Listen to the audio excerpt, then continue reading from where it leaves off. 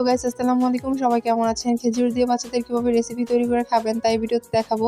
একটা খেজুর এখানে পানি দিয়ে ভালোভাবে ম্যাশ করে নিয়েছি, ছাঁকনি দিয়ে ছেঁকে নিয়েছি এবং একটা পাতিলের মধ্যে পরিমাণ মতো ঘি দিয়ে দিয়েছি। আমরা সবাই জানি ঘি বা বাটার বাচ্চাদের ওজন বাড়াতে সাহায্য করে। আমার বাচ্চাদের যেহেতু ওজন কম, তার জন্য আমি প্রতিটা খাবারের চেষ্টা করি অল্প পরিমাণে হলেও ঘি বা বাটার ইউজ করার জন্য। এখানে চালের গুঁড়ি নিয়েছি 1 চামচ। তো আমার বাচ্চা যতটুকু খাবে ততটুকুই বানাবো আমি, বেশি বানাবো না। আপনার বাচ্চা যতটুকু খাবে ততটুকুই দিবেন। এবং খেজুরে রয়েছে পরিমাণ মতো পুষ্টি উপাদান, যা আমরা সবাই জানি খেজুরে বিভিন্ন ধরনের ক্যালোরি রয়েছে। খেজুর বাচ্চাদের ওজন বাড়াতে সাহায্য করে, বাচ্চাদের কোষ্ঠকাঠিন্য দূর করে। তো যাদের বাচ্চাদের ওজন কম তারা কিন্তু খেজুর দিয়ে এভাবে রেসিপিটি করে খাওয়াতে পারেন। এখানে চালের গুঁড়ো সিদ্ধ হওয়ার জন্য আমি পরিমাণ মতো পানি দিয়ে দিচ্ছি। এখানে খেজুরের সুজি রান্না করা হবে। তো আপনারা চাইলে এভাবে আপনাদের 6 থেকে 7 মাসের বাচ্চাদেরকে এভাবে রেসিপি করে খাওয়াতে পারেন। তো এভাবে সিদ্ধ করা হয়ে গেছে। তো সিদ্ধ করা হয়ে গেলে এখানে খেজুরের সিরাপটার মধ্যে এখানে চালের গুঁড়ো সুজিটা ভালোভাবে মিক্স করে নেব। এই তো রেডি হয়ে